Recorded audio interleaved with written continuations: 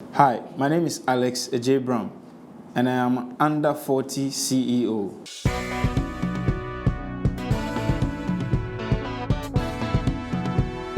The African Renaissance. The concept that the African people and nation shall overcome the current challenges confronting the continent and achieve cultural, scientific, and economic renewal is here, with young men and women taking the lead. Some call them the new school heroes. We call them under 40 CEOs. SMSGH, the young Ghanaian IT company named among the 2012 edition of Forbes Africa magazine's top 20 technology startup companies in Africa, has grown to become one of the leading mobile and internet value-added service providers in Africa. Led by Kwame Nkrumah University of Science and Technology chemistry graduate Adjei Bram, SMSGH made the Forbes list at barely 7 years old. It is completely owned by young Ghanaians and has an active online presence.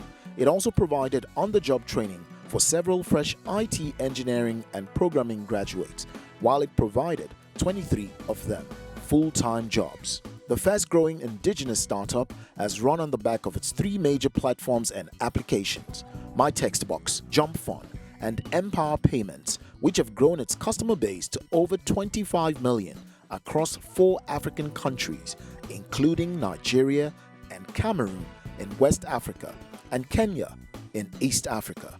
Over 14 million of these customers are in Ghana alone, with over 40,000 corporate clients currently. Welcome to Under 40 CEOs, Alex. Thank you. I'm honored to be here. It's on record that in May of 2005, you launched SMSGH, and you had just gotten out of school. It was on the very day that you left Kwame Nkrumah University of Science and Technology. You read chemistry. Yes, I do. How did you find your way to information technology? I guess because I'm a scientist. Okay. Anyway, but communication was something that was just coming of age. At the time, I was also coming of age. It was a natural solution to a problem that existed then. Companies communicating slowly. For example, insurance company would send you communication or about your policy expired, and it would take 6 months, by which time you would have been stopped by the police. Wow. So the first time I got exposed to SMS, I just thought, wow, this could fix a whole lot of, this is for actually companies. I began researching with 2 of my very good friends who became partners and shareholders in the business. We prepared ourselves. So on the very last school day, we hit town, printed our first business card. Wow. And we started a business. Beautiful. Now, this business is known for mobile communications, content distribution, payments aggregation even, but please do tell me more about SMSGH. SMSGH, it's a mobile cloud platform that connects on one side to as many mobile networks as possible, and on the other side enables businesses to connect to customers of or mobile subscribers. And in our continent, there are 700 million mobile subscribers. So the more people communicate, the more we can do together. So communication is key. So what we do is we connect to mobile subscribers through mobile networks to enable businesses communicate or engage with their subscribers. Because in our part of the world, mobile is the primary tool of communication. So to reach everybody, you need to go through a mobile connection of some sort. So we want to be that company that builds applications, useful applications for businesses to engage with mobile subscribers. Okay, now you've also been quoted to have mentioned, and rather philosophically too, that payments would soon be a function of communication rather than banking. Please do tell me more about that. If you're standing in a remote part of Africa and you need to receive money, it's now more a function of who can communicate to you more than who can put up the best branch in whichever remote part you find yourself. The future of payments is more communication than banking. The function of transaction or moving money from one side to the other, it's going to be taken over by communication companies. So it was more a call to banks to begin changing their mindset and begin partnering, and instead of seeing mobile money and the new communication platforms, such as our own Empower coming up as competition, or treating us like these are the guys who are about to spoil their beautiful party. No, we are the guys who are about to light up the party. Now, what does empower businesses to do? We give businesses one platform or one system to accept payments from everyone. For a business to say, I want to be able to take money from everybody, it's a huge task, because we have pockets of value stored all over. We want to empower that business to be able to receive money across all channels. So whether it's in-store, or it's online, or it's on mobile, we want to be able to give the business one account, one system. You can take card, you can take mobile money, you can take other systems, and collect it all into one account. So you don't have to go bank to bank opening accounts, go look for a Visa connection or a MasterCard connection, go to all the various mobile money service providers to set up individual accounts, just so you'll be able to receive payment from your customers. On the customer side, we want to also empower people to have some freedom and convenience in accessing their money to do the everyday things that they like. So we have things like bill payments. Okay. We have things like online shopping. So it's easy and convenient for people to gain access. In the future, we want to be much more. So don't be surprised to see other things like loans, because we would have a record of all your transactions. So it would be easy to advance you a loan. Don't also be surprised if Empower is able to integrate properly into your lifestyle, so we're able to become your personal finance tool. You're able to do your own budget, check your expenses, and take the experience on the personal level to a fresh new level of convenience for the user. You tweeted recently, and the headline read along the lines of what you need to know to pull off a successful SMS marketing campaign. Now, I'm sure all of Africa wants to know, how do you pull off a successful SMS marketing campaign? A good marketing campaign always starts with getting your customers. All your customers have mobile devices. It's 11 out of 13 chance that your customer would have a mobile phone. So you need to first be able to collect your customer information, because that's where the engagement will begin. The rest is what you want to achieve with your customers. So it doesn't have to be the regular telemarketing or forcing customers to buy things that they may not need. It begins with regular updates, regular conversations, regular promotions, loyalty campaigns. We want to be able to provide the tools that would make this communication with customers and engagement with customers very simple, a few steps, a few clicks, but at the end of the day, it always starts with you knowing your customers, or at least getting their information. This is Under 40 CEOs. SMSGH is a leading mobile technology aggregation company in Ghana, but now you have presence in Kenya, in Cameroon, and in Nigeria. Firstly, I want to know, how do you spot the opportunities in these regions? Then secondly, how have you managed to launch in these sometimes tough markets? For us, it was a no-brainer, especially for Nigeria. Nigeria is just 45 minutes from our main operations hub in Ghana. Okay. So Nigeria, it's also a huge, very interesting market. Language is the same, the culture is the same. I never feel like I have traveled when I am in Nigeria. Amazing. And so does the rest of the team. And that, for us, was a crucial point that we couldn't ignore. Okay. We have been in and out of Kenya for about 8 years now. East Africa by itself is a very interesting market. Okay. And Kenya sits at sort of at the central point of it all. So if you want to do anything in our space, in that part of Africa, Kenya is always a good place to start. And then there was also Cameroon, because there's French Africa, but some of the networks there offered us connectivity, albeit almost on a silver platter. And they actually even invited us there. And Cameroon is a good market. The population is youthful. The middle class is projected to keep growing strongly.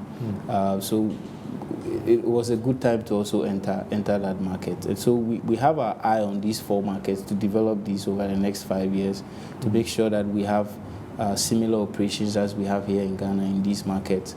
Okay, beautiful. Now, you mentioned earlier that what's critical to you, what's important to you is not the financial compensation, even though you're doing really good. So what is it that drives you? It's a mixture of a lot of things, but at the core of what we're looking at is we're all but obsessed at the opportunity. We have beautiful connectivity. Virtually all of Africa is covered with mobile.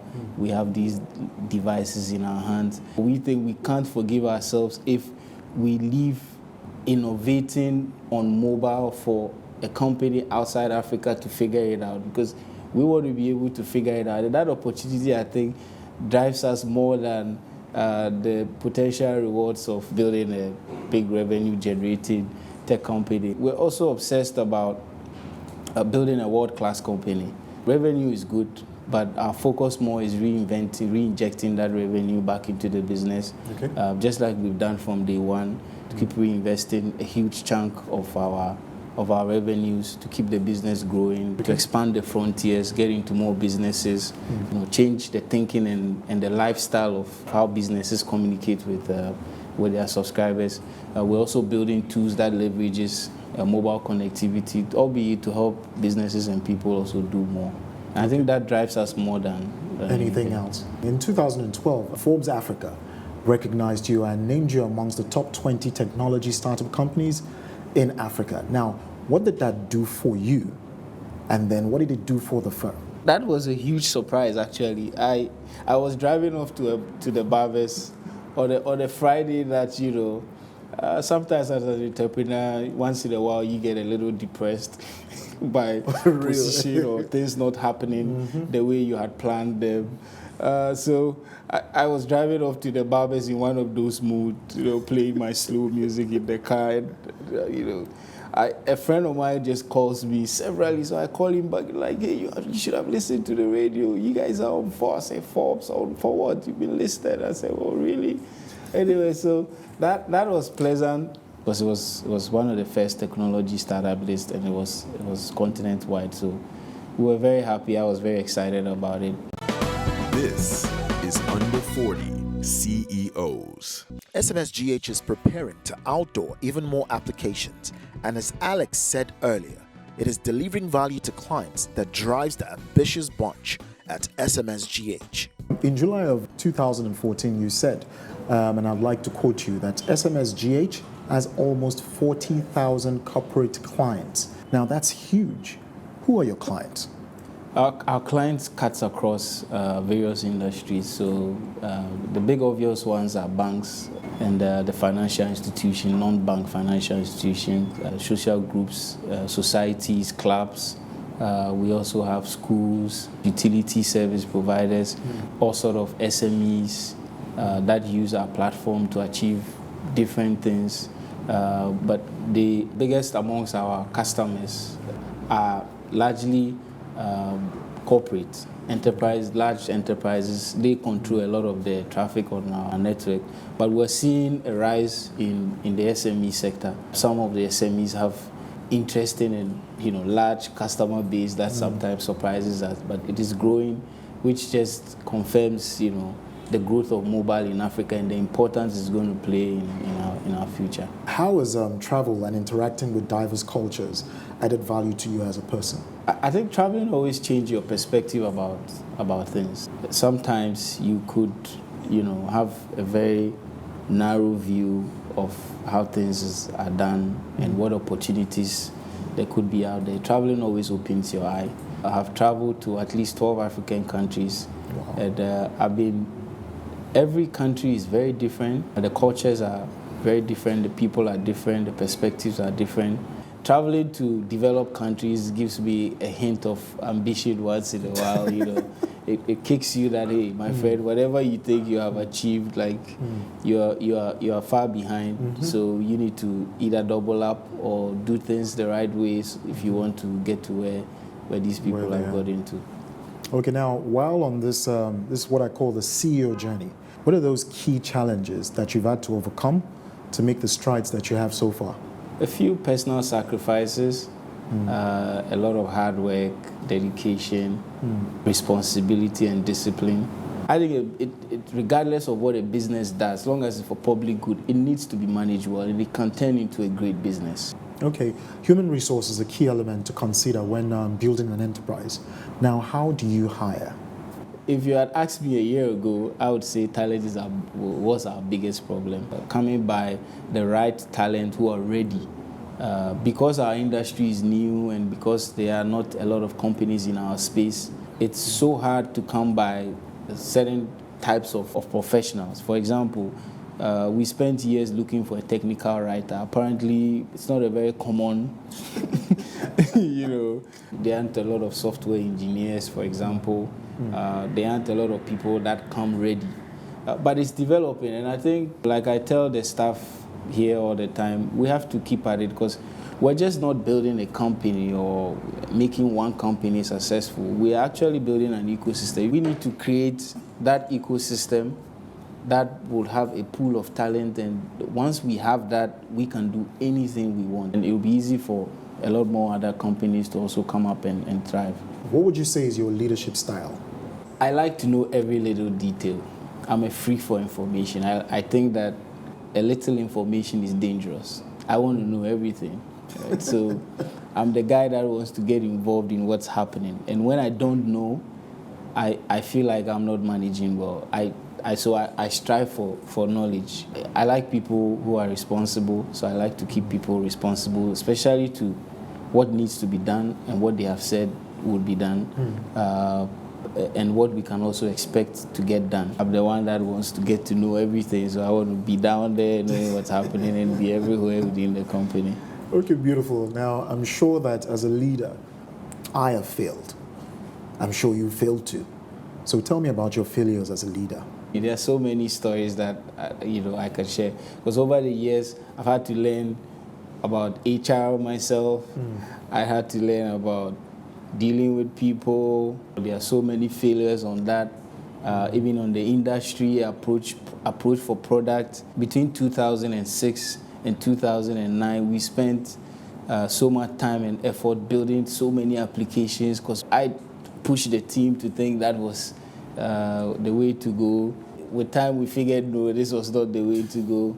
It's not so much about failing. The important thing is failing with the team, so that the knowledge is shared, the approach is clear, the vision is not rocket science, because we did it together, we failed together, so we can dust ourselves and walk again together. So please tell me, what values are important to you and your firm? There are so many values. One of the core values is we want to earn our seat at the table.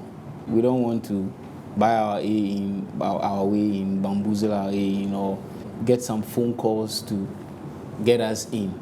We want to earn ourselves a seat at the table. We're also passionate about making a difference with whatever that we're doing. We want to have a well-run business. There are, other values of responsibility, keeping a professional environment. We always want to demonstrate clear value for customers, so they don't haggle with us over whatever price that we put on our service. These are values that we've held dear over the years. Now, your state-of-the-art facilities right here is rumored to have cost almost $1.5 million. Now, beyond this structure that you've built, how proud are you of this business that you've built? I think we draw a lot of pride from how green we were as a young team. I remember when we built our very first team, after we had scaled the very early startup phase, and we managed to convince a few people to join our team. Our first team was a team of 10 people, all fresh from school, all green. But we worked together, so we were a strong team, and that we have kept in the company to always keep things, keep information flowing freely within the company. That we draw a lot of pride from. So beyond having a good building or fine offices and an interesting business, we draw a lot of pride from how far behind we have come from. There's more that we can do, and there's more that we can. There's a lot more that we can cover, and we're still very young. We still have some a life in our years to live. So we'll live it out and see how far we can go. Amazing. I'm sure that somewhere along the lines you've had to raise funding for this business. How did you go about raising funding? There are different ways to finance a business. I mean, you could do a nice financial proposal and approach the people that know you and trust you, who are your family, immediate friends, and all of that to finance your business. There's also the model that we have all but forgotten, and I think a lot of African entrepreneurs need to be reminded about that model because it still exists and it works. It's the model of bootstrapping and re-injecting and sacrificing. We took that model. So fortunately for us, we've never taken a cent of investor money or an overdraft from a bank or a loan or any other thing. There was one time we tried to do that and were flatly rejected by a bank here. We've always been on our own from day one. We picked an idea that didn't require so much money. It needed, first of all, us to sell it and prove that it was a viable idea. Okay. And so whatever monies that we got from our customers, we kept re-injecting. We still keep that model till today.